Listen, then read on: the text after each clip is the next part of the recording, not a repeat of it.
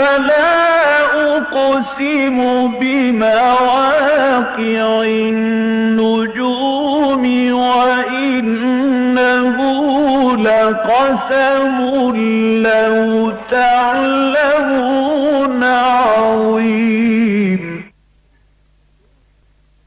إنه لقرآن كريم في كتاب مكنون لا يمسه إلا المطهرون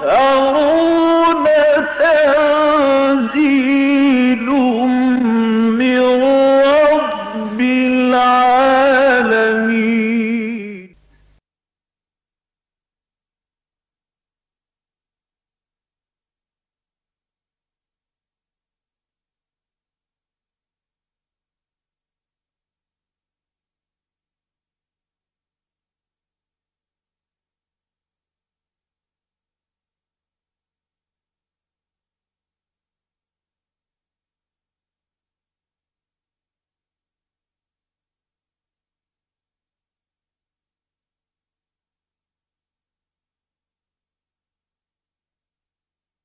نحمده ونصلي على رسوله الكريم اما بعد فقد قال الله تبارك وتعالى كما ورد في آخر سورة المائدة اعوذ بالله من الشیطان الرجیم بسم اللہ الرحمن الرحیم یوم یجمع اللہ الرسل فیقول ماذا اجبتم قالوا لا علم لنا انك انت علام الغیوب الى آخر السورہ. صدق اللہ العظیم. رب اشرح لي صدری ویسر لي امری واحلل عقدۃ من لسانی یفقہوا قولی. اللہم ربنا الہمنا رشدنا واعذنا من شرور انفسنا. اللہم ارنا الحق حقا وارزقنا اتباعہ وارنا الباطل باطلا وارزقنا اجتنابہ. اللہم نور قلوبنا بالایمان واشرح صدورنا للاسلام ووفقنا لما تحب وترضى. آمین یا رب العالمین. آج ہم سورہ مائدہ کی اختتامی آیات کا مطالعہ کر رہے ہیں. ذہن میں چند بنیادی باتیں تازہ کر لیجئے. قرآن حکیم میں سورہ فاتحہ کے بعد جو 4 طویل مدنی صورتیں آئی ہیں، سورہ بقرہ جو طویل ترین صورت ہے قرآن مجید کی 286 آیات، پھر سورہ آل عمران، پھر سورہ نساء، پھر سورہ مائدہ. یہ چاروں طویل ترین مدنی صورتیں جو ہیں، ان میں جو چیزیں مشترک ہیں، ان میں 2 مضامین جو ہیں مشترک ہیں. ایک تو امت مسلمہ سے خطاب، اس کے ضمن میں جو احکام ہیں شریعت کے وہ بھی آئے ہیں. احکام شریعت کا ابتدائی بلو پرنٹ جو ہے سورہ بقرہ میں تیار ہوا ہے، اور اس کے تکمیلی جو فنیشنگ ٹچز ہیں وہ سورہ مائدہ میں آئے. درمیان میں سورہ نساء میں بھی بہت سے احکام ہیں. البتہ یہ کہ سورہ آل عمران میں شرعی احکام نہیں ہیں. لیکن امت مسلمہ سے خطاب میں دوسرا پہلو ہے اللہ کی راہ میں جہاد، جد و جہد، محنت، انفاق. یہ بھی ان صورتوں کے اندر بلکہ کھل کر باتیں آتی رہی ہیں. لیکن یہ کہ دوسرا حصہ جو ان صورتوں کا ہے وہ ہے اہل کتاب پر کو دعوت اور ان پر اتمام حجت. یہود اور نصارہ پر ان کو دعوت بھی دی گئی ہے، ہر انداز میں دی گئی ہے، اپیل کے انداز میں بھی، دلیل کے انداز میں بھی. ان کے غلط مذمومہ خیالات کی تردید کی گئی ہے، نفی کی گئی ہے، انہیں سمجھایا گیا ہے، موعظہ حسنہ کو بھی استعمال کیا گیا ہے، اور جادلہم باللتی احسن کا انداز بھی اختیار کیا گیا ہے. ان کو تنبیہ بھی آئی ہے، اور ان کے لیے جو اللہ کی طرف سے انذار ہے وہ بھی ہوا ہے. اور اس کے ساتھ یہ کہ اتمام حجت ہو گیا ہے ان کے اوپر کہ حضور کی دعوت اور قرآن حکیم کے پیغام کے ضمن میں کوئی اشتباہ باقی نہیں رہا. اگلی جو 2 صورتیں آ رہی ہیں قرآن مجید میں، سورہ انعام اور سورہ اعراف، اس میں اصل خطاب ہے مشرکین مکہ سے، مشرکین عرب سے، اور ان پر اتمام حجت۔ تو اس پہلو سے ان صورتوں کے آپس کے مضامین کا جو ربط ہے اس کو سمجھ لینا چاہیے۔ اب یہاں جو ہے یہ جو آیات آج ہم پڑھ رہے ہیں یہ نصارہ پر گویا کہ اتمام حجت ہے اللہ کی طرف سے، اور بڑے ہی یوں سمجھیے کہ بلیغ انداز میں، دل میں اتر جانے والے انداز میں ان کی گمراہیوں پر متنبع کیا گیا ہے۔ اور پھر یہ کہ قیامت میں جو ایک مکالمہ ہوگا اللہ کا مکالمہ ہوگا، ویسے تو تمام انبیاء اور رسل کے ساتھ، لیکن پھر خاص طور پر حضرت عیسیٰ ابن مریم کے ساتھ اس کا ذکر آیا ہے۔ تو اس پہلو سے یہ دو رکوع جو ہے چونکہ ایک تسلسل کے ساتھ مضمون اس میں ہے، اور اس میں عام طور پر وہ باتیں آئی ہیں کہ جو اس سے پہلے بھی مختلف مواقع پر آ چکی ہیں، لہذا کچھ زیادہ تشریح کی ضرورت نہیں ہے، بلکہ ان کو ہم ایک یوں سمجھیے کہ تیزی کے ساتھ پڑھیں گے اور بات انشاءاللہ سمجھ میں آ جائے گی۔ فرمایا یوم یجمع اللہ الرسل، ذرا اس دن کا دھیان کرو، تصور کرو۔ یوما چونکہ یہاں پر مفعول ہے، میم پر زبر ہے، تو گویا کہ اذکروا یوما، یعنی یاد کرو اس دن کو۔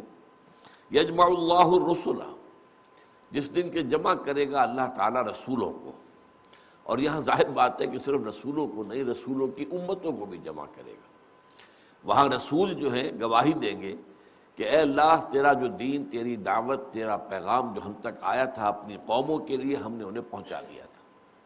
اور یہ گویا کہ جو دنیا میں ان کے ذریعے سے اتمام حجت ہوا، اسی کا ایک ظہور ہوگا کہ وہ گواہی دیں گے، وہ شہداء بن کر کھڑے ہوں گے، جیسا کہ قرآن مجید میں سورہ نساء میں آیا ہے کہ جب کہ ہم یوم نبعث فی کل امت شہیدا علیہم، ہر امت کے اندر وہ جو ہے وہ ایک شہید، ایک گواہ ان کے خلاف کھڑا ہوگا، وہ ان کا رسول ہوگا۔ اے اللہ، میں نے تیرا پیغام پہنچا دیا تھا، اب یہ ذمہ دار ہے۔ یہی میں نے کئی مرتبہ آپ سے عرض کیا ہے کہ اسی کی تیاری میں حضور نے خطبہ حجۃ الوداع میں گواہی لی ہے، 1.25 لاکھ کا مجمع جو تھا، الا هل بلغت، میں نے بات پہنچا دی یا نہیں؟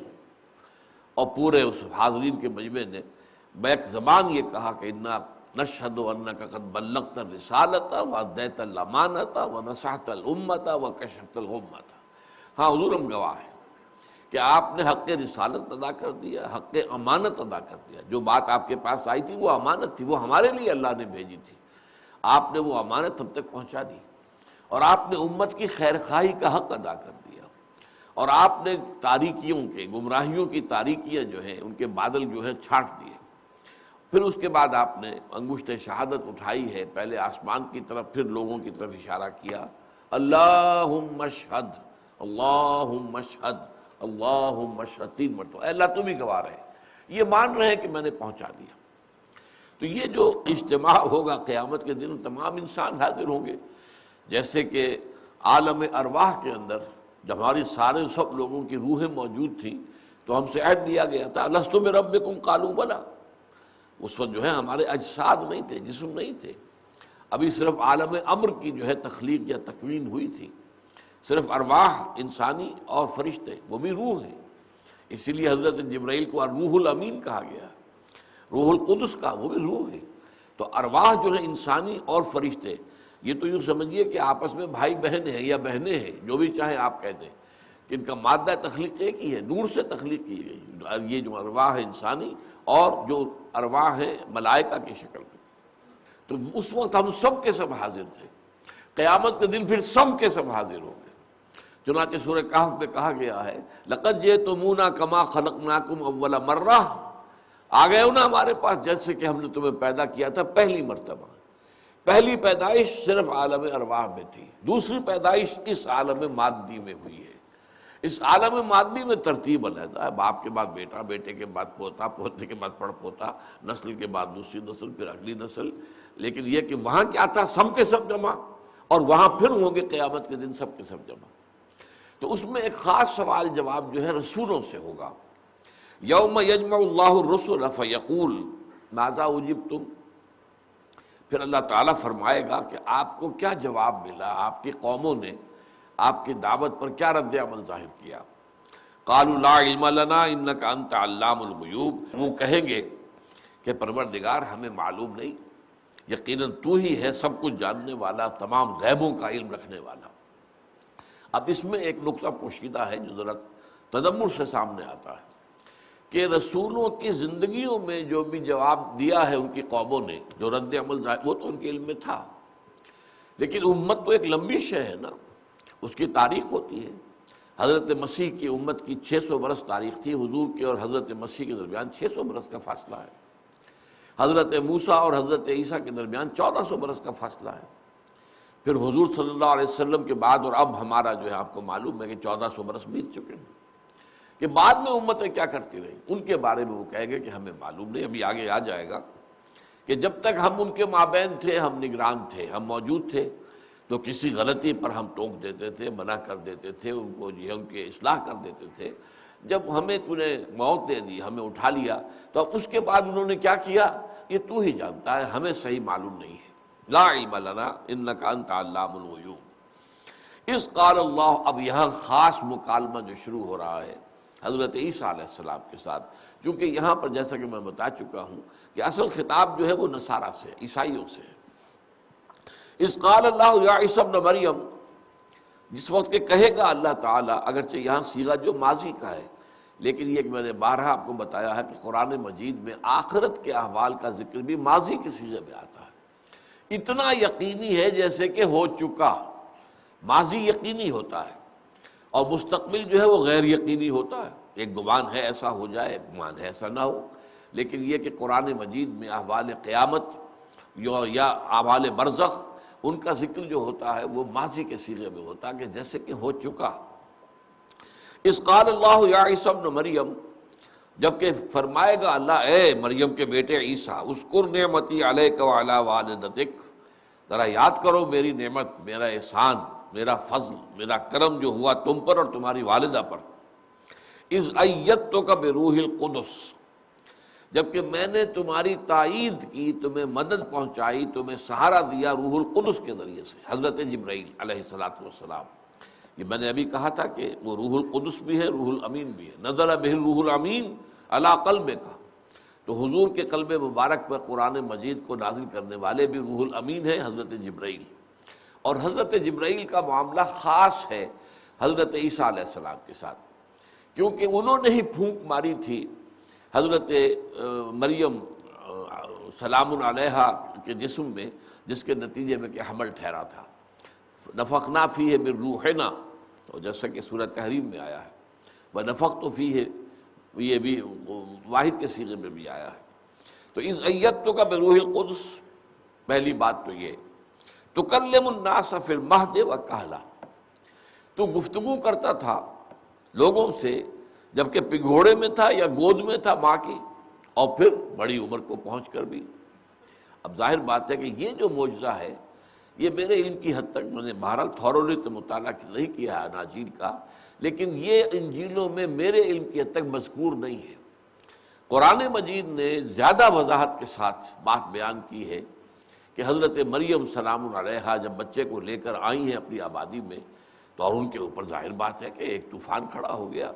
یہ کیا لے آئی؟ یا مریم لقد جئت شیئا فریا، یا اخت ہارون ما کان ابوک امرأ سوء وما کانت امک بغیا، یہ کیا ہے؟ یہ کیا طوفان لے آئی ہو تم؟ یہ کوئی زنا کیا تم نے؟ ولد الحرام ہے یہ تمہاری گود کے اندر، کون ہے؟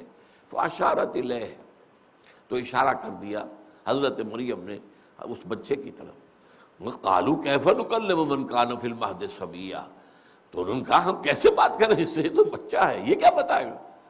اس وقت پھر حضرت موسیٰ بولے ہیں، قال انی عبد اللہ آتانی الکتاب وجعلنی نبیا وجعلنی مبارکا اینما کنت واوصانی بالصلاۃ والزکاۃ ما دمت حیا وبرا بوالدتی ولم یجعلنی جبارا شقیا والسلام علی یوم ولدت ویوم اموت ویوم ابعث حیا۔ اب ظاہر بات ہے کہ اگر یہ نہ ہوتا تو آپ سوچئے کہ حضرت مریم کی خلاصی کیسے ہوتی؟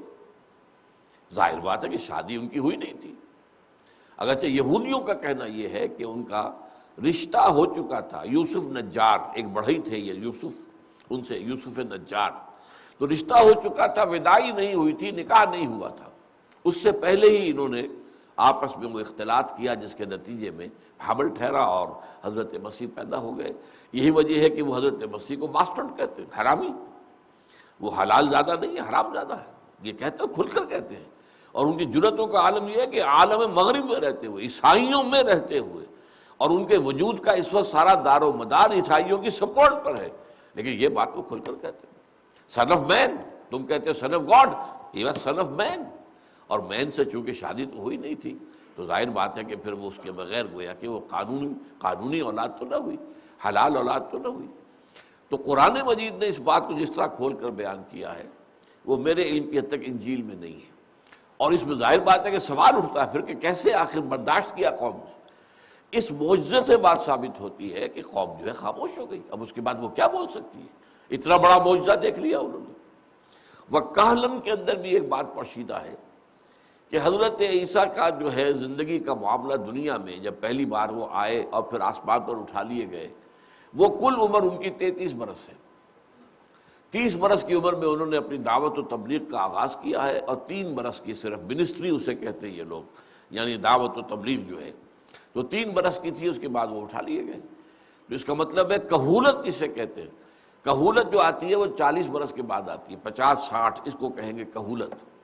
تو وہ کہولت میں بھی بات کی، اس سے ثابت ہوا کہ حضرت مسیح کو دوبارہ آنا ہے، اور اس وقت وہ پختہ عمر کے جب ہوں گے تب بھی لوگوں سے گفتگو کریں گے۔ یہ بھی در حقیقت ذکر جو ہے قرآن مجید نے کھل کر دیا ہے کہ بچپن میں کنگھوڑے کے اندر یا ماں کی گود میں ان کا کلام کرنا یہ تو ایک بہت بڑا معجزہ تھا ہی، لیکن ان کا خاص معاملہ یہ ہے کہ وہ رفع سماوی اٹھا لیے گئے اور آئیں گے دوبارہ، پھر لوگوں سے کلام کریں گے، وہ ہوگا کہولن، کہلا۔ تکلم الناس فی المہد وکہلا وَإِذْ عَلَّمْتُكَ الْكِتَابَ وَالْحِکْمَةَ وَالتَّوْرَاةَ وَالْإِنجِیلَ، اور یاد کرو جب کہ میں نے تمہیں سکھائی کتاب بھی اور حکمت بھی اور تورات بھی اور انجیل بھی۔ اب یہاں جو 4 چیزیں آئی ہیں ان میں ایک بڑا لطیف جو ہے ربط کیا ہے، علمتک الکتاب والحکمہ، یہ واو درمیان میں جو ہے یہ واو عطف ہے، کتاب بھی سکھائی حکمت بھی سکھائی، والتوراۃ والانجیل، تورات اور انجیل کے درمیان بھی واو جو ہے وہ واو عطف ہے، درمیان میں جو ہے وہ واو وہ در حقیقت جو ہے واو بیانیہ ہے، تفسیری ہے۔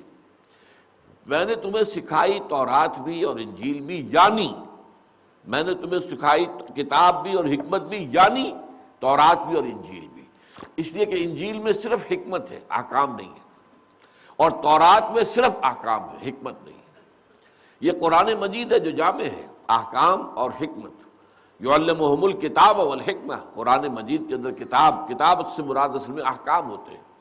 کتب علیکم الصیام، اب یہ شرعی حکم ہے جو دیا گیا ہے۔ کتب علیکم اذا حضر احدکم الموت ان ترک خیرا الوصیۃ للوالدین والاقربین، یہ کتب آتا ہے، تم پر لکھ دیا گیا۔ فلما کتب علیہم القتال، جب ان کے اوپر جنگ فرض کر دی گئی، تو کتاب کا لفظ آتا ہے کسی چیز کو واجب کر دینا، فرض کر دینا، اور وہ احکام ہوتے ہیں جو شریعت کے احکام آئے ہیں۔ تو تورات میں احکام تھے، اسی لیے سب سے مشہور لفظ جو تورات کے بارے میں آتا ہے دی 10 کمانڈمنٹس، 10 احکام، احکام عشرہ۔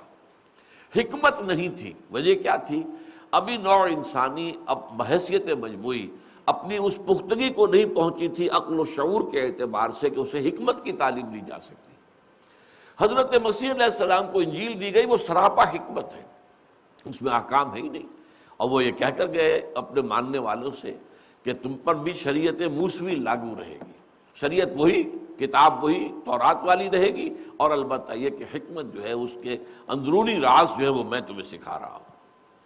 وَإِذْ تَخْلُقُ مِنَ الطِّينِ كَهَيْئَةِ الطَّيْرِ بِإِذْنِي، اور دیکھو یاد کرو جب کہ تم بناتے تھے گارے سے ایک پرندے کی شکل میرے حکم سے، میرے فیصلے سے، فَتَنفُخُ فِيهِ، پھر تم اس میں پھونک مارتے تھے، فَتَكُونُ طَيْرًا بِإِذْنِي، پھر وہ میرے حکم سے ایک اڑتا ہوا پرندہ بن جاتا تھا۔ اب یہاں پہ بِإِذْنِی کی تکرار آئے گی، اس میں زور دینا ہے اس بات پر کہ یہ نہ سمجھو کہ یہ کوئی ذاتی کمالات تھے عیسیٰ کے، یہ اللہ تعالیٰ کے حکم سے اللہ کی قدرت کا ظہور تھا۔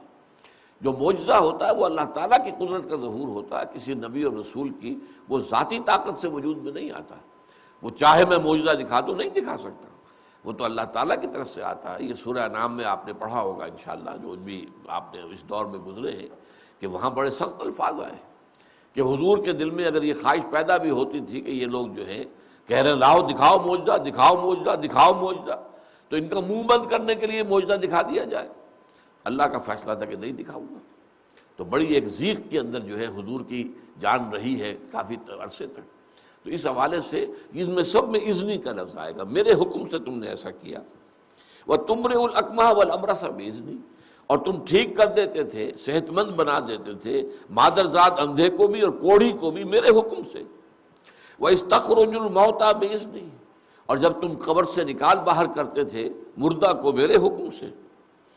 وَإِذْ كَفَفْتُ بَنِي إِسْرَائِيلَ عَنْكَ إِذْ جِئْتَهُم بِالْبَيِّنَاتِ، اور یاد کرو ذرا جب میں نے بنی اسرائیل کے ہاتھ روکے رکھے تم سے جبکہ تم ان کے پاس بینات لے کر آئے۔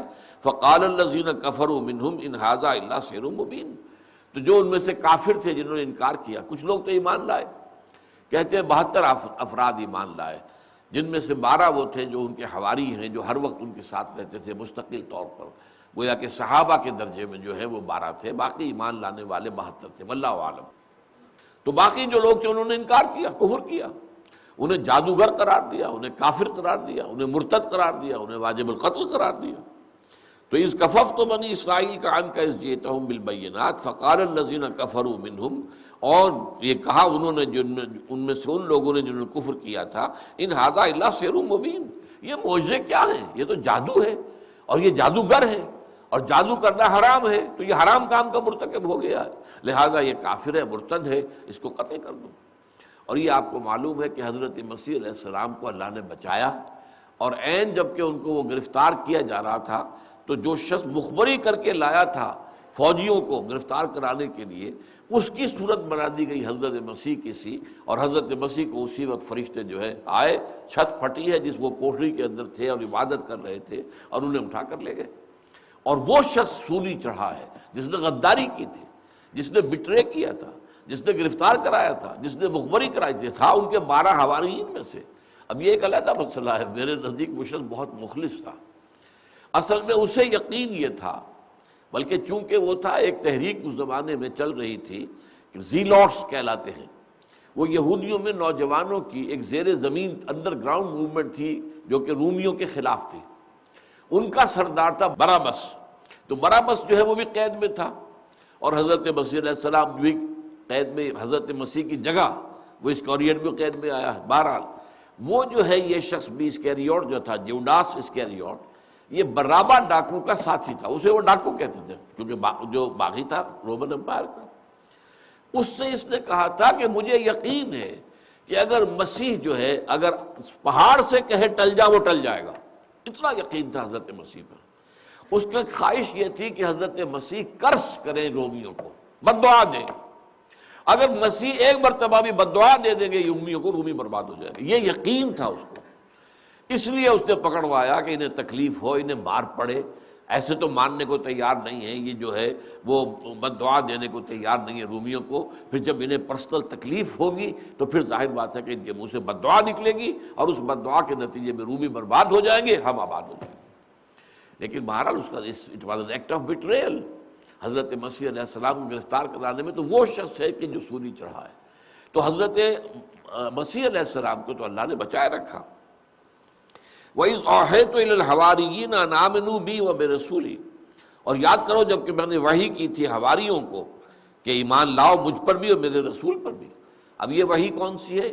یہ وحی خفی جو ہوتی ہے، الہام ہو جاتا ہے وحی خفی، وہ غیر نبی کو بھی ہوتا، حضرت موسیٰ کی والدہ کو ہوا تھا، اسی وحی خفی کے پر عمل کرتے ہوئے تو حضرت موسیٰ کو صندوق میں ڈال کے اور دریائے نیل کی موجوں کے حوالے کر دیا تھا والدہ نے۔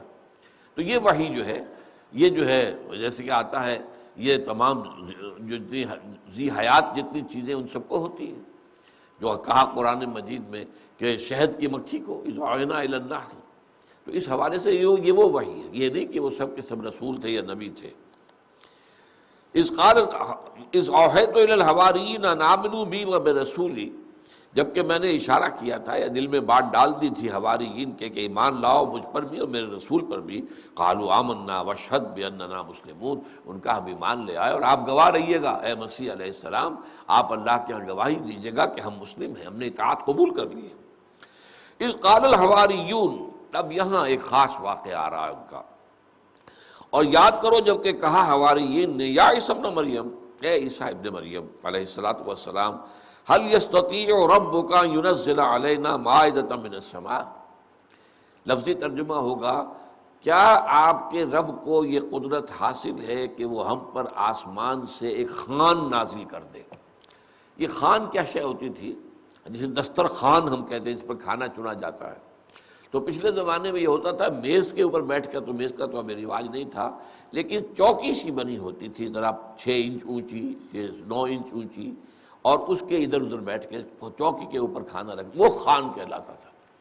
حضور صلی اللہ علیہ وسلم کے بارے میں حدیث آتی ہے ما اکل النبی صلی اللہ علیہ وسلم علی الخوان قط، حضور نے یہ خوان بھی کبھی استعمال نہیں کیا۔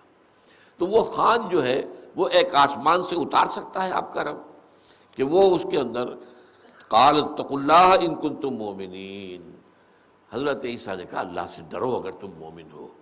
ایسا کھلا خرق عادت کسی کے مطالبے پر اللہ نہیں دکھایا کرتا، اپنی مرضی سے خرق عادت جو معجزے وہ دکھاتا ہے، لیکن وہ معجزے بھی ڈھکے چھپے ہوتے ہیں، وہ بھی کسی جو لاز آف دی نیچر ہے وہ معلوم ہوتا ہے کہ ان کے مطابق ہو رہے ہیں۔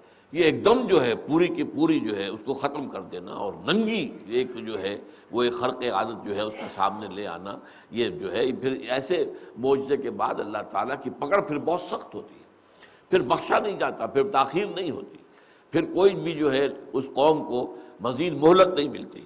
قال اتقوا اللہ ان کنتم مؤمنین قالوا نريد ان ناكل منها، انہوں نے کہا کہ ہمارا بڑی خواہش ہے کہ ہم اس خوان میں سے کھائیں، وتطمئن قلوبنا، اور ہمارے دلوں کو اطمینان ہو جائے، ونعلم ان قد صدقتنا، اور ہمیں یقین ہو جائے کہ آپ نے جو باتیں ہم سے کہی ہیں وہ حقیقت ہیں، سچی ہیں بالکل، وَنَكُونَ عَلَيْهَا مِنَ الشَّاهِدِينَ، اور ہم اس پر گواہ ہو جائیں۔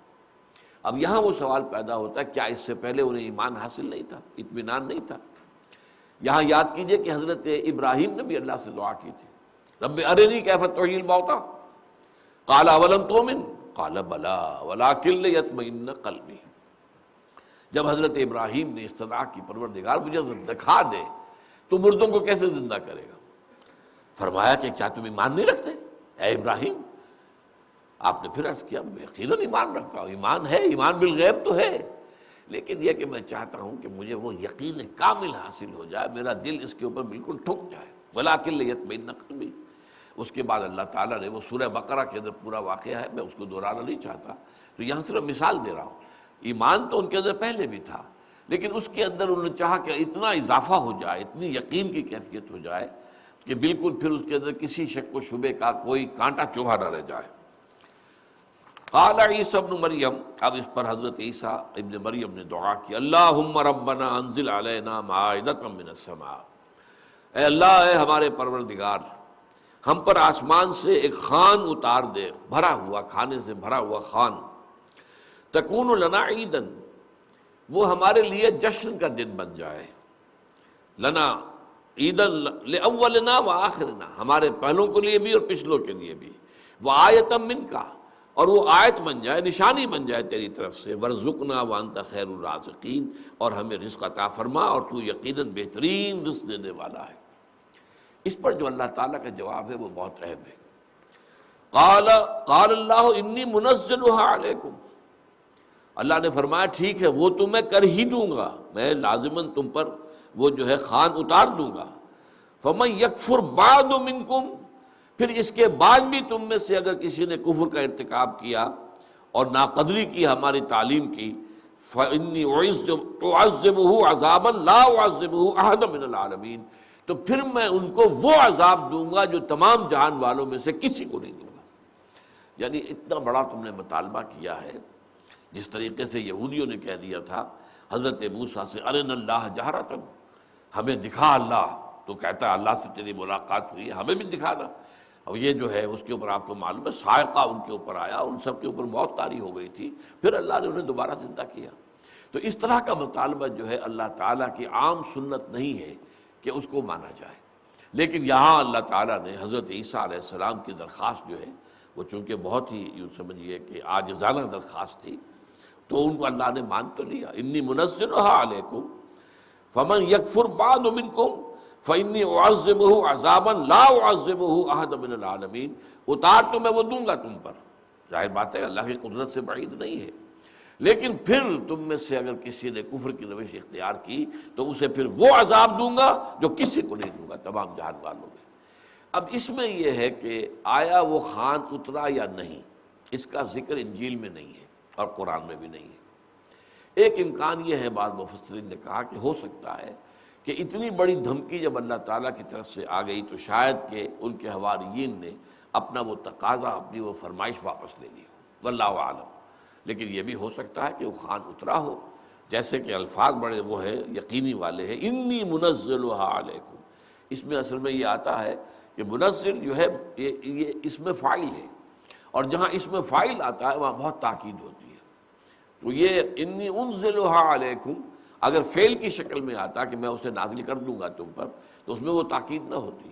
انی منزلها علیکم، میں لازماً اسے اتار دوں گا تم پر، تو اس سے میرا گمان تو یہ ہے کہ خان اترا ہے اور انہوں نے اس میں سے کھایا ہے اور وہ ان کے لیے ایک آیت بنی ہے۔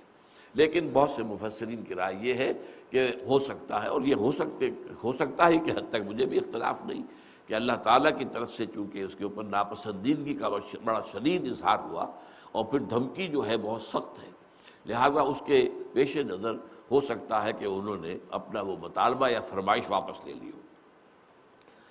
وَإِذْ قَالَ اللَّهُ يَا عِيسَى ابْنَ مَرْيَمَ، اب یہاں دیکھیے ذرا انداز خشونت کا اور غصے کا، اور یاد کرو جب کہ کہے گا اللہ تعالیٰ، اے عیسیٰ ابن مریم، أَأَنْتَ قُلْتَ لِلنَّاسِ اتَّخِذُونِي وَأُمِّيَ إِلَٰهَيْنِ مِن دُونِ اللَّهِ، کیا تم نے کہا تھا اپنے لوگوں سے کہ مجھے اور میری ماں کو بھی اللہ کے میرے سوا جو ہے اللہ کے سوا معبود بنا لینا؟ اب یہ جو انداز ہے سخت ہے، اس میں نوٹ کرنے کی بات کئی دفعہ میں درس میں بات کر چکا ہوں کہ بسا اوقات سختی اللہ تعالیٰ کی طرف سے بظاہر تو کسی کی طرف ہو رہی ہوتی ہے، لیکن اس سختی کا اصل رخ جو ہے، وہ غضب جو ہے، وہ کسی اور کی طرف ہوتا ہے۔ ایک کہاوت بھی ہمارے ہاں کی گھریلو اردو زبان میں ہے کہ بیٹی ری بیٹی تجھ سے کہوں اور بہو ری بہو تو کان دھر، یعنی بہو سے براہ راست کچھ کہنے کی بجائے بہو برا مان جائے گی۔ وہ ساس بہو کا معاملہ تو بڑا نازک ہوتا ہے، تو کسی بات کے اندر جو ہے تنبیہ کرنی ہے تو وہ بیٹی کو مخاطب کر کے کہیں گے تاکہ وہ بھی سن لے اور وہ بھی سمجھ جائے، اسے بھی کان ہو جائے۔ بیٹی ری بیٹی تجھ سے کہوں اور بہو ری بہو تو کان دھر، کام تو سن۔ تو قرآن مجید میں بہت جگہوں پر آیا ہے، حضور کی طرف گویا کہ خطاب ہے سخت، لیکن خطاب ان مشرکین کی طرف ہوتا تھا کہ جو کوئی مطالبہ کر رہے ہوتے تھے یا جن کی وجہ سے وہ ساری صورت پیدا ہوئی ہے۔ اسی طرح یہاں پر بھی سختی کا انداز جو ہے وہ تو حضرت عیسیٰ کے لیے، اگرچہ یہ اپنی جگہ ہے، اللہ کو حق حاصل ہے، وہ سختی کر سکتا ہے، اللہ رب ہے، خالق ہے، مالک ہے، اور عیسیٰ ہو یا محمد ہو صلی اللہ علیہ وسلم علیہ الصلوۃ والسلام وہ بندے ہیں۔ العبد عبد وإن تعرج والرب رب وإن تنزل، رب ہی ہوتا ہے چاہے کتنا ہی نزول اختیار کر لے۔ آپ کو معلوم ہے کہ رات کے آخری حصے میں اللہ تعالیٰ سمائے دنیا جو ہے پہلا آسمان اس تک نازل ہو جاتا ہے، اترتا ہے، لیکن رب تو رب ہی رہے گا نا۔ اور حضور 7ویں آسمان پر پہنچے معراج میں، لیکن وہ حضور بہرحال عبد ہی رہے، فَأَوْحَىٰ إِلَىٰ عَبْدِهِ مَا أَوْحَىٰ، وہ تو عبد جو ہے وہ تو عبد ہی رہے گا چاہے وہاں پہنچ جائے، سدرۃ المنتہا پر پہنچا ہوا ہو۔ تو اسی اعتبار سے ظاہر بات ہے کہ حضرت عیسیٰ علیہ السلام ٹھیک ہے، وہ کلمت اللہ بھی ہے، روح اللہ بھی ہے، ان کا مقام بہت اونچا ہے، بہت ایک منفرد مقام کے حامل ہے، لیکن بہرحال اللہ کے بندے ہیں، اللہ تعالیٰ سختی کر سکتا ہے۔ لیکن یہ کہ وہ اسلوب بھی سامنے رہے تو اصل میں یہ سختی کن پر ہے؟ جنہوں نے حضرت عیسیٰ کو اور حضرت مریم کو خدا بنایا۔ اب یہاں نوٹ کر لیجئے کہ یہ اصل میں عیسائیوں میں تثلیث جو ہے وہ دو طرح کی رہی ہے۔ ایک تثلیث تھی گاڈ ایز فادر، وہ تو اللہ، گاڈ ایز سن اور God as mother of God as mother, ام اللہ، یہ ام اللہ کے الفاظ استعمال ہوتے ہیں عربی کے اندر ان کے ہاں، مادر خدا۔ تو یہ تین پر تثلیث بنتی ہے، اور یہ اصل میں تثلیث تھی اہل مصر کے اندر، ہورس، آئسس، یہ جو تثلیث ان کے ہاں تھی، در حقیقت وہ باپ، بیوی اور بیٹا، یہ اصل میں ان کے ہاں بھی تھا۔ باپ تھا وہ سورج دیوتا، اور بیٹا پھر ہوتا تھا وہ فرعون جو بادشاہ ہوتا تھا، وہ بھی معبود ہوتا تھا۔ آئسس دیوی تھی کہ جو اس کی ہورس کی بیوی تھی۔ تو اس طرح کی تثلیث وہاں تھی، تو عیسائیوں کے ہاں بھی وہ تثلیث آ گئی، اور ان کو دیکھا دیکھی ان کے جو ہے انہوں نے وہ اختیار کر لی۔ لیکن بعد میں حضرت عیسیٰ کو، حضرت مریم کو اس میں سے خارج کر دیا گیا، اگرچہ ان کی الوہیت کا ایک عقیدہ ان کے دلوں کے اندر جو ہے وہ موجود رہا، کہ وہ بھی گویا کہ ان الوہیت کے اوصاف سے متصف ہیں، لیکن یہ ہے کہ بہرحال اب جو ٹرینٹی دنیا میں ہے اس میں شامل حضرت مریم نہیں ہے۔ گاڈ اور سن حضرت جیسس اور ہولی گھوسٹ یعنی حضرت جبرائیل، ان تین کو ملا کر وہ ایک بناتے ہیں اور کہتے ہیں یہ ایک ہی ہے، ایک ہی کے تین پہلو ہیں، اللہ اور حضرت عیسیٰ اور حضرت جبرائیل، یہ ایک ہی یونٹی کے تین ایسپیکٹس ہیں۔ اسی لیے وہ کہتے ہیں یونٹی ان ٹرینٹی، تثلیث میں توحید۔ وہ کہتے ہیں ہم توحید والے ہیں، توحید کو ہم مانتے ہیں، لیکن توحید کی یہ تعبیر ہے کہ وہ توحید جو ہے وہ تین ایسپیکٹس رکھتی ہے، اپنے تین پہلو ہیں، ایک ہی حقیقت کے تین پہلو ہیں، اللہ بھی ہے اور عیسیٰ بھی ہے اور روح القدس بھی ہے۔ بہرحال حضرت مریم سلام علیہا، ان کے لیے بھی مجسمے بنائے گئے، انہیں پوجا گیا، یہاں تک کہ حضور کے زمانے میں جو رومی شہنشاہ تھا ہرقل کے جھنڈے پر حضرت مریم کی تصویر تھی۔ حضرت مریم کو انہوں نے گویا کہ انووک کیا تھا اپنی مدد کے لیے، ان کی فوجوں کے آگے جو جھنڈے چلتے تھے اس میں تصویر حضرت مریم سلام علیہا کی ہوتی تھی۔ وَإِذْ قَالَ اللَّهُ يَا عِيسَى ابْنَ مَرْيَمَ أَأَنْتَ قُلْتَ لِلنَّاسِ اتَّخِذُونِي وَأُمِّيَ إِلَٰهَيْنِ مِن دُونِ اللَّهِ، اے مریم کے بیٹے عیسیٰ، کیا تم نے کہا تھا لوگوں سے کہ مجھے اور میری ماں کو بھی دو الہ بنا لینا من دون اللہ، اللہ کے سوا؟ قَالَ سُبْحَانَكَ مَا يَكُونُ لِي أَنْ أَقُولَ مَا لَيْسَ لِي بِحَقٍّ۔ حضرت عیسیٰ عرض کریں گے بارگاہ خداوندی میں، تو پاک ہے پروردگار، اور مجھے ہرگز کوئی حق نہیں تھا کہ میں وہ بات ان سے کہوں کہ جو حق نہیں ہے، میں ان کے سامنے غلط بات نہیں رکھ سکتا تھا، میرے لیے یہ روا نہیں تھا۔ ان کنت قلتہ فقد علمتہ، اگر میں نے وہ بات ان سے کہی ہوتی تو تیرے علم میں ہوتی، تیرا علم تو محیط ہے ہر چیز کو، تیرے علم سے باہر تو نہیں ہو سکتی۔ تعلم ما فی نفسی ولا اعلم ما فی نفسک، تو تو واقف ہے اس سے بھی جو میرے دل میں ہے، میں نہیں جانتا کہ تیرے دل میں کیا ہے۔ یہ ہے عبدیت۔ اللہم انی عبدک ابن عبدک وابن امتک فی قبضتک ماضٍ فی حکمک ناصیتی بیدک ماضٍ فی حکمک عدل فی قضاؤک۔ ذرا اندازہ کیجیے، اے اللہ میں تیرا بندہ ہوں، میرا باپ بھی تیرا غلام تھا، میری ماں بھی تیری ادنا کنیز ہے، میں تیرے قبضے میں ہوں، تیرے قبضے قدرت میں ہوں، میری پیشانی تیرے ہاتھ میں ہے، میرے پورے وجود میں تیرا حکم جاری و ساری ہے، اور میرے بارے میں جو فیصلہ تو کرے وہ عدل ہے، وہ انصاف کو نہیں۔ تو یہ عبدیت کاملہ جو ہے، اسی طرح کا ظہور یہاں یہ عبدیت کاملہ کا ہے۔ قال سبحانک ما یکون لی ان اقول ما لیس بی حق ما لیس لی بحق ان کنت قلتہ فقد علمتہ تعلم ما فی نفسی ولا اعلم ما فی نفسک انک انت علام الغیوب، یقیناً تو ہی تمام غیبوں کا جاننے والا ہے۔ جو بھی ہمارے سامنے تو جو چیز ہوتی ہے ہم اس کے جاننے والے ہیں، لیکن جو چیز غیب میں ہے ہم تو اس سے واقف نہیں ہیں۔ ما قلت لہم الا ما امرتنی بہ، اے اللہ میں نے تو ان سے نہیں کہا تھا مگر وہی کچھ جس کا تو نے مجھے حکم دیا تھا، ان اعبدوا اللہ ربی و ربکم، وہی کیا تھا کہ عبادت کرو، بندگی کرو، پرستش کرو۔ عبادت، اطاعت جمع محبت، دونوں چیزیں۔ اطاعت والے پہلو کے لیے بندگی کا لفظ فارسی کا، جیسے کہ کہا شیخ سعدی رحمۃ اللہ علیہ نے کہ زندگی آمد برائے بندگی، زندگی بے بندگی شرمندگی۔ یہ ترجمہ ہے اس آیت کا کہ وما خلقت الجن والانس الا لیعبدون۔ تو اطاعت کاملہ، ہمہ تن ہمہ وقت ہمہ وجوہ اطاعت، یہ تو ہے بندگی۔ اور محبت، انتہائی محبت، تحسین، عظمت کا دل میں ہونا، اس کے احسانات کا احساس، اس کی بلا محبت، یہ محبت پرستش کہلاتی ہے۔ وطن پرستی، قوم پرستی، زر پرستی، شہوت پرستی، دولت پرستی، یہ پرستش نہیں ہے۔ تو پرستش بھی اللہ کی صرف، اور بندگی بھی اللہ کی۔ ان اعبدوا اللہ ربی و ربکم، عبادت کرو اللہ کی جو میرا بھی رب ہے تمہارا بھی رب ہے۔ وَكُنْتُ عَلَيْهِمْ شَهِيدًا مَا دُمْتُ فِيهِمْ، اور اے اللہ پروردگار میں تو ان پر نگران تھا جب تک کہ میں ان کے مابین موجود تھا۔ ظاہر بات ہے کہ میں انہیں کسی غلط بات کی طرف جانے نہیں دے سکتا تھا، میں نگران تھا۔ یہاں شہید کے معنی، شہید کہتے ہیں موجود کو، شاہدہ شاہد من اہلہا، تو شاہد جو ہے گواہی بھی موجودگی کی بنیاد پر ہوتی ہے۔ جو شخص وقوع کے وقت حاضر ہے تو وہی تو گواہی دینے کا اہل ہے نا، چشمدید گواہ تو وہی ہے۔ تو گواہی بھی موجودگی سے ہے، اور مدد اور نصرت بھی موجودگی سے ہے۔ اس لیے کہ آپ کا کوئی دوست ہے اور آپ کے اوپر کوئی شخص زیادتی کر رہا ہے، تو آپ کا دوست اگر موجود ہوگا تو آپ کی مدد کرے گا۔ اگر وہ دوست ہے، کوئی عزیز ہے، آپ سے انتہائی محبت کرنے والا ہے، موجود نہیں تو وہ کیسے مدد کرے گا؟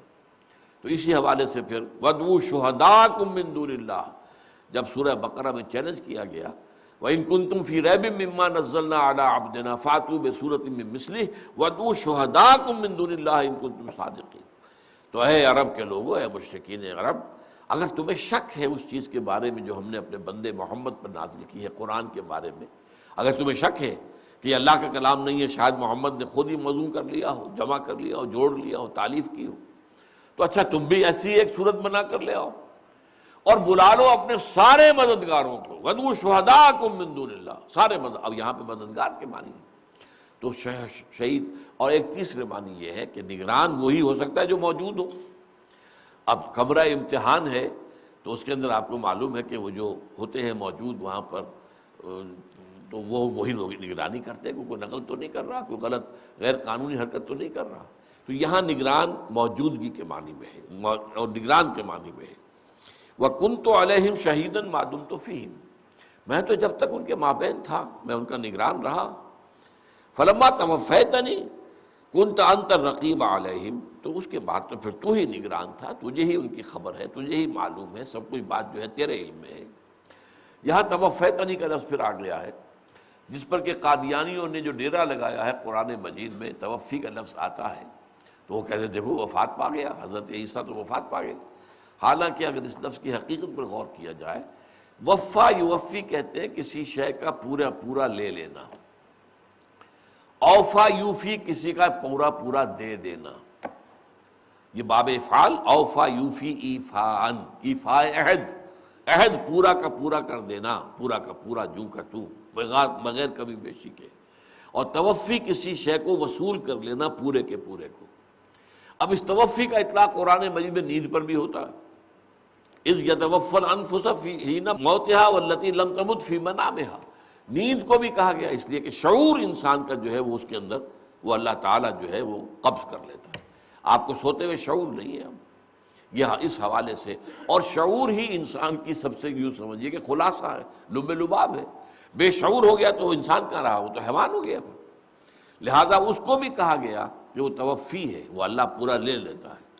اور پھر جب انسان مرتا ہے تو جان لے لی، حالانکہ جسم تو یہی رہتا ہے، پورا کا پورا تو نہیں لیا ہے، جان لی ہے صرف، لیکن یہ بھی وفات ہے۔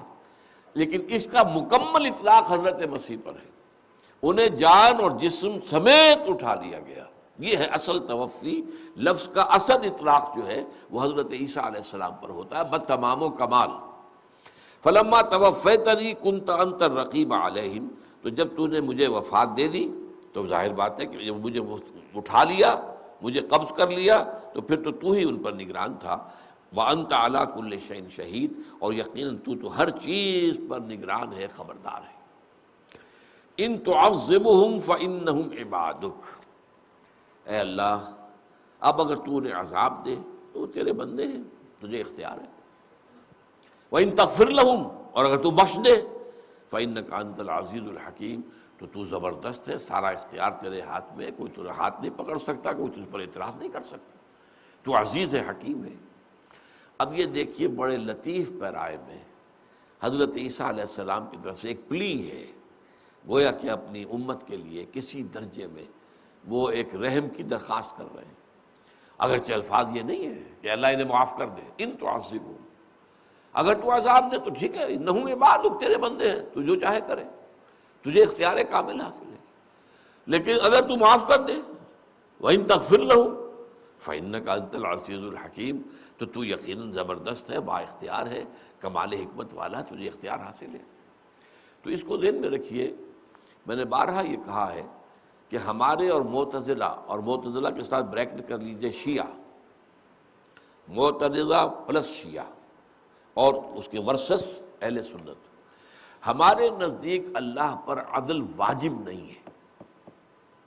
وہ نیکوکار کو سزا دے اس کا اختیار ہے، وہ بدکار کو معاف کر دے اس کا اختیار ہے۔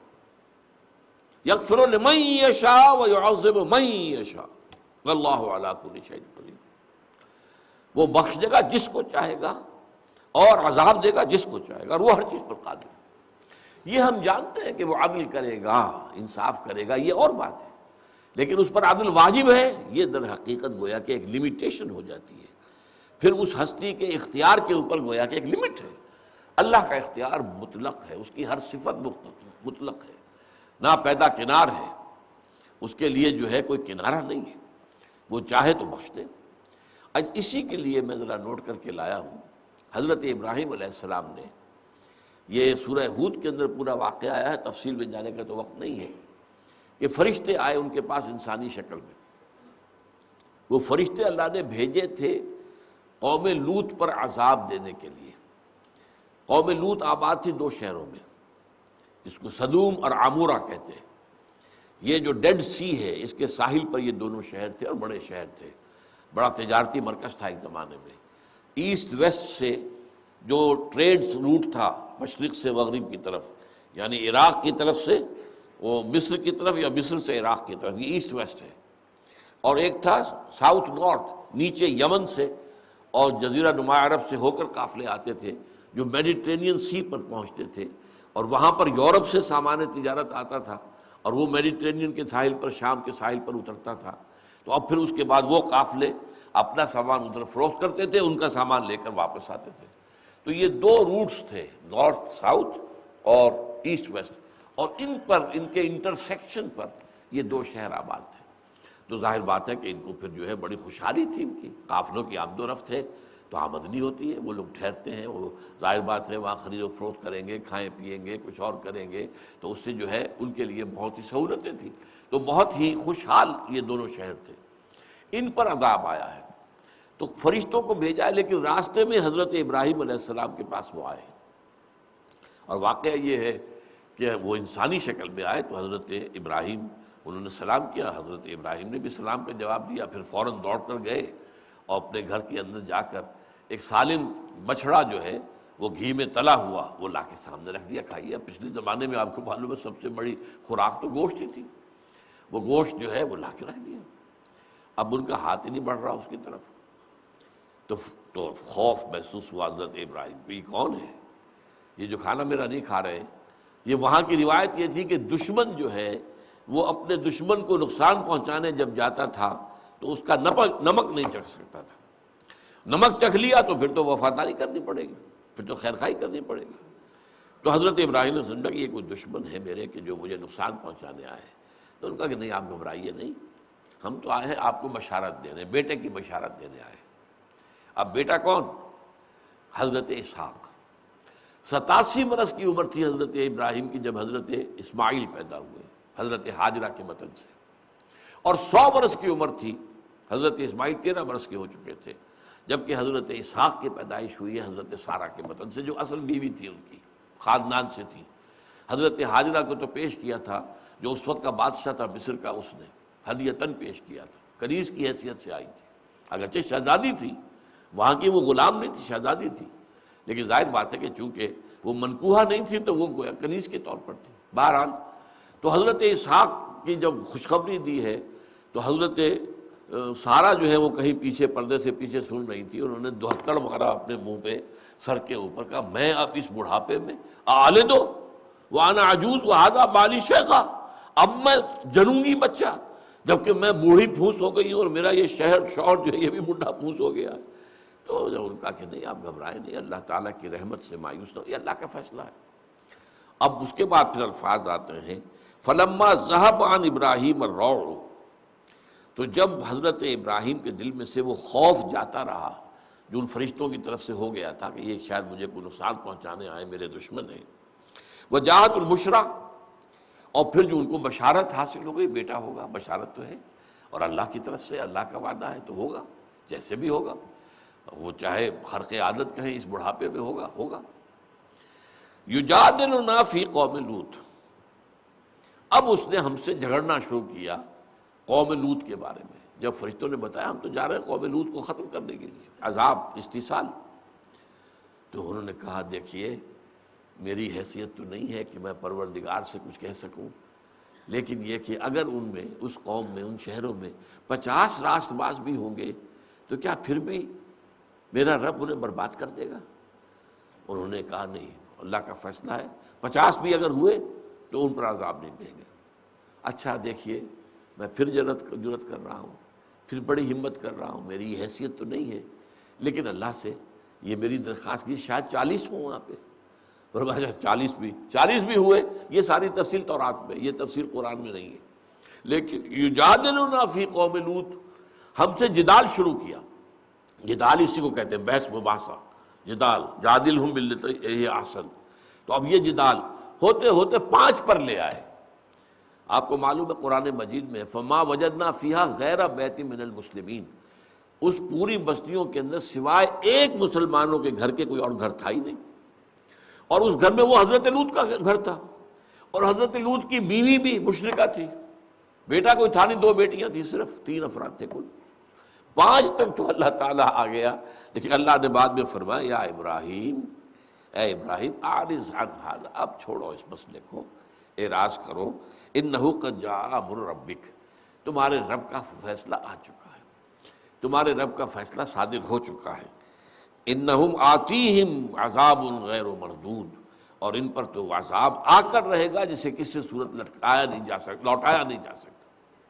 اسی ضمن میں آئے ہیں ان ابراہیم لحلیم اواہ منیب، یقیناً ہمارا بندہ ابراہیم جو تھا وہ بہت حلم والا تھا، بہت رقیق القلب تھا، بہت ہماری طرف رجوع کرنے والا تھا۔ یہ 3 الفاظ جو آئے ہیں ان ابراہیم لحلیم اواب منیب، تو اس حوالے سے انبیاء اور رسل میں اپنی قوموں کے لیے، نوع انسانی کے لیے بڑی محبت اور خیر خواہی ہوتی ہے۔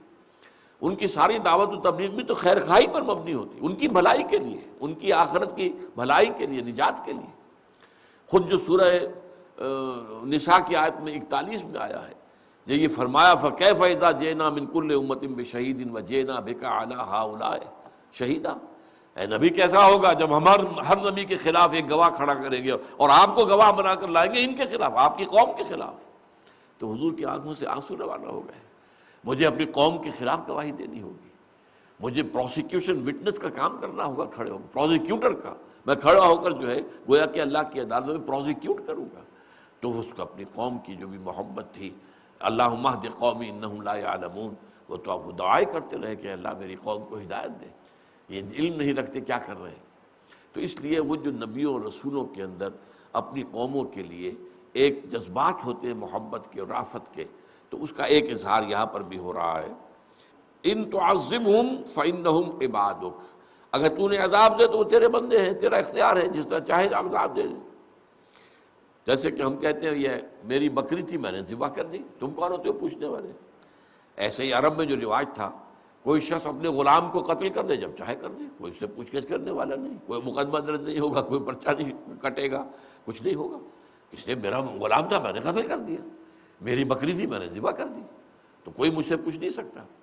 تو تمہیں تیرے بندے ہیں، تجھے کوئی پوچھنے والا نہیں ہے، اگر تو انہیں عذاب دے تو کوئی بھی تجھ پر اعتراض کرنے کا حق نہیں رکھتا، اور اگر تو معاف کر دے تو عزیز ہے، حکیم ہے، کمال حکمت والا۔ قال اللہ ھذا یوم ینفع الصادقین صدقہم، آخری بات اللہ فرمائے گا، اللہ کہے گا آج کا دن وہ ہے کہ جس دن سچوں کو ان کی سچائی نفع دے گی۔ یعنی حضرت عیسیٰ کی ساری بات کو اللہ تعالیٰ نے سچائی کے اوپر مبنی قرار دیا۔ جو کچھ انہوں نے کہا کہ میں نے نہیں کہا تھا ان سے کہ مجھے اور میری والدہ کو بھی اللہ کے سوا معبود بنا لو، میں نے تو وہی کچھ کہا تھا اللہ جس کا تو نے مجھے حکم دیا تھا۔ تو یہ ساری صداقت پورا صدق جو ہے واضح ہو گیا۔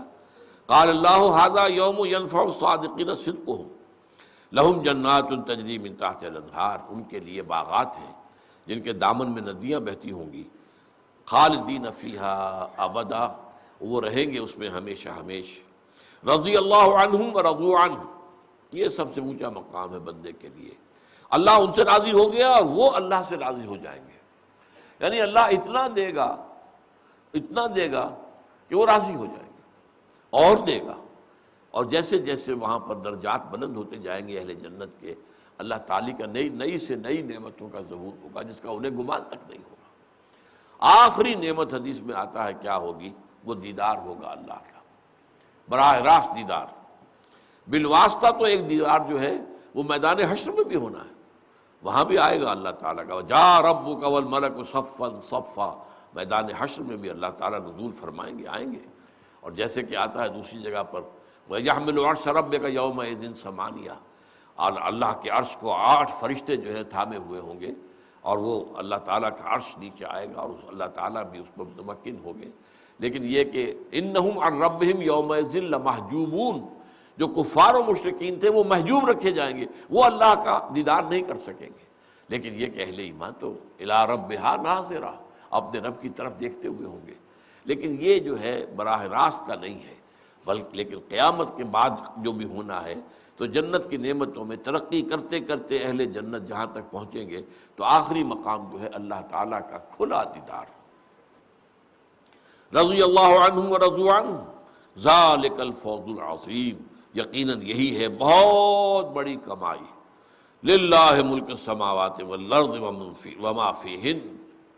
اب یہ آخری ہوتا ہے انداز قرآن مجید کی صورتوں کا اختتامی، آخر میں پھر جو ہے اللہ ہی کی ملکیت ہے، لام تملیک ہے، جو کچھ ہے آسمانوں میں اور زمین میں، اور اللہ ہی کا ملک ہے، بادشاہی بھی۔ ملک اور ملک لفظ تو ایک ہی ہے، زیر اور پیش کا فرق ہے، ملک بادشاہی، ملک ملکیت۔ ظاہر بات ہے کہ بادشاہ ہوتا تھا وہ گویا کہ مالک ہوتا تھا۔ الیس لی ملک مصر، فرعون کا یہ قول قرآن میں نقل ہوا ہے، کیا مصر کی حکومت میری نہیں ہے؟ وَهَذِهِ الْأَنْهَارُ تَجْرِي مِن تَحْتِي، اور سارا جو آبپاشی کا نظام ہے دریائے نیل سے جو نہریں نکالی ہیں میں نے، وہ میرے انتظام میں ہے، جس کا چاہوں موگا بند کر دوں، جس کا چاہوں کھول دوں۔ تو یہ اختیار مطلق جو ہے ملک، اور یہ جو ہے ملکیت، للہ ملک السماوات والارض، اور جہاں ملک کا لفظ نہیں آتا سورہ بقرہ میں بھی تو آپ کو معلوم ہے آخری رکوع جو ہے 3 آیات پر مشتمل، للہ ما فی السماوات وما فی الارض وَإِن تُبْدُوا مَا فِي أَنفُسِكُمْ أَوْ تُخْفُوهُ يُحَاسِبْكُم بِهِ اللَّهُ۔ تو یہ گویا کہ خاتمہ کلام اس انداز کا ہوتا ہے، اللہ تعالیٰ کی شان جو ہے بلند و بالا، اس کا اظہار۔ للہ ملک السماوات والارض وما فیہن، اللہ ہی کی ملکیت ہے اور اللہ ہی کی بادشاہی ہے، تمام آسمانوں پر اور تمام زمین پر، اور جو کچھ کہ ان دونوں میں ان سب کے اندر ہے، وَهُوَ عَلَى كُلِّ شَيْءٍ قَدِيرٌ، اور وہ ہر چیز پر قادر ہے۔ بارک اللہ لی ولکم فی القرآن العظیم ونفعنی وإیاکم بالآیات والذکر الحکیم۔